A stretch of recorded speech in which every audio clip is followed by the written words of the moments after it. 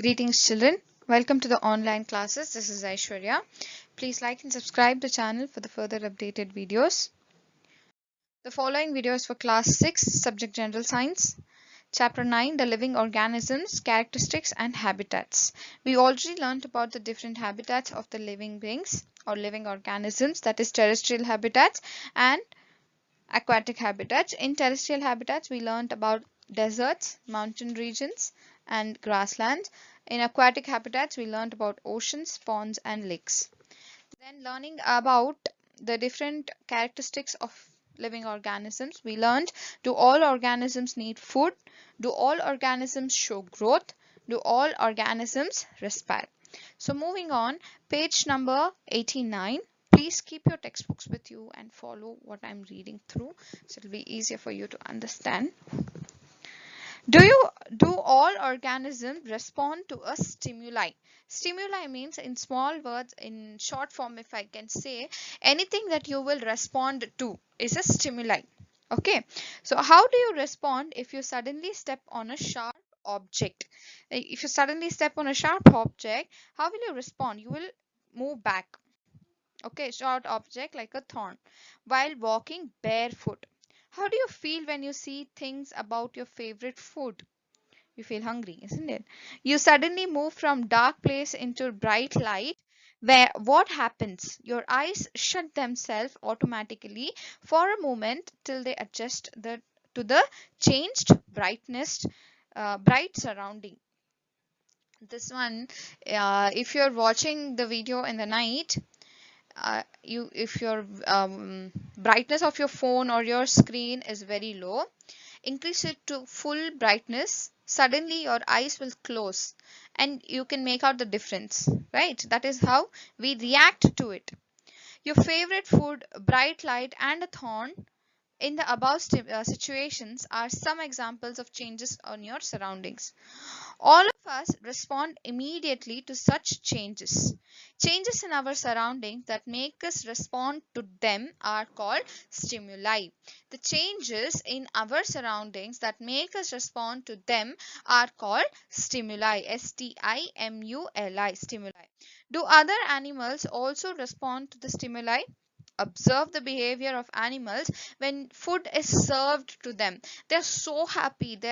You serve the same food every day throughout the year. For how many ever years the pet is living in your house, you say serve the same food, but every time you serve the food, it is so happy, right? Observe the behavior of the animal when the food is served to them. Do you find them suddenly becoming active on seeing the food? Not just seeing the food, when you just go to bring the food itself, they're very happy, isn't it? Do you find them suddenly becoming active on seeing the food? When you move towards a bird, what does it do? When you move towards a bird, what does it do? Wild, it flies away, right? Wild animals run away when the bright light is flashed towards them. Similarly, cockroaches begin to move to their hiding places if the light in the kitchen is switched on at night, isn't it? Suddenly there'll be cockroaches moving around everywhere in the kitchen or in your house in the late night by mistake if you wake up, isn't it? So can you give some more example of responses of animals to stimuli? Many examples, children, many examples. Do plants also respond to the stimuli? Now, flower of some plants bloom only at night. Okay, in some plants flowers close after sunset.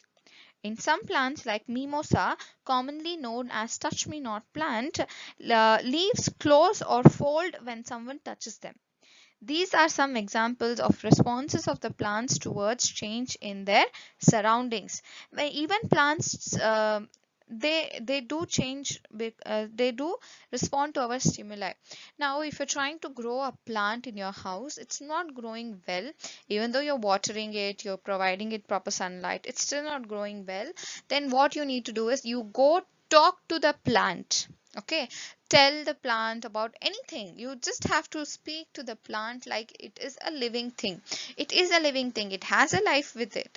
It has a life in it. So you just go and try this activity. If the plant is not growing properly, go speak to the plant every day and see how it responds to your talk. Okay, after a few days you will observe that it's growing well. Please don't give any negative words to the plant. You always speak positive words to people or other things, whatsoever it may be. Okay, so moving on, we have a small activity, page 4. I'm sorry, activity 4. Place a potted plant in a room a little away from the window through which sunlight enters sometime during the day. Continue watering the plant for a few days. Does the plant grow upright? Like plants out in the open? Note the direction in which it bends if if it is not growing upright. Do you think this may be the response to some stimuli? Of course, it is a response to the stimuli. The stimuli here is nothing but the brightness of the sun. The plants require brightness of the sun to produce their own food. So they will tend to grow towards the sunlight. Okay, if you're keeping them in the dark, they will always try to go towards the sunlight. That is the response they give to the stimuli. All living things respond to changes around them. We all respond in different ways, but we do respond to the different things around us. Next is living organisms and excretion. All organisms need food. Not all food that is eaten is completely used. Only a part of it is utilized by the body.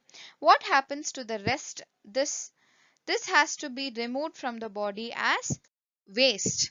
So our body produces some waste in our life process also. The process of getting rid of waste by organism is not, it's called as excretion. You always go and urinate. Every day you are passing through the waste food from your body, isn't it? That through process comes as the excretion. It is the process of getting rid of waste by organisms is known as excretion. Do plants also excrete? They do, but not as seen in animals.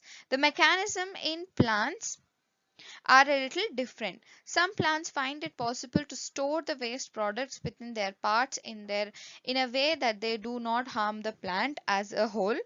Some plants restore waste products as secretions. Excretion is another characteristic common to all living organisms. So in the next video we will finish the lesson doing about all organisms reproduce their kind. Now I hope you understood the different characteristics of the living organisms. That is, do all living organisms need food? Do all organisms show growth? Do all organisms respire? Do all organisms respond to stimuli? Living organisms and excretion. So stay at home, stay safe, take care of yourself, keep learning, children. Thank you.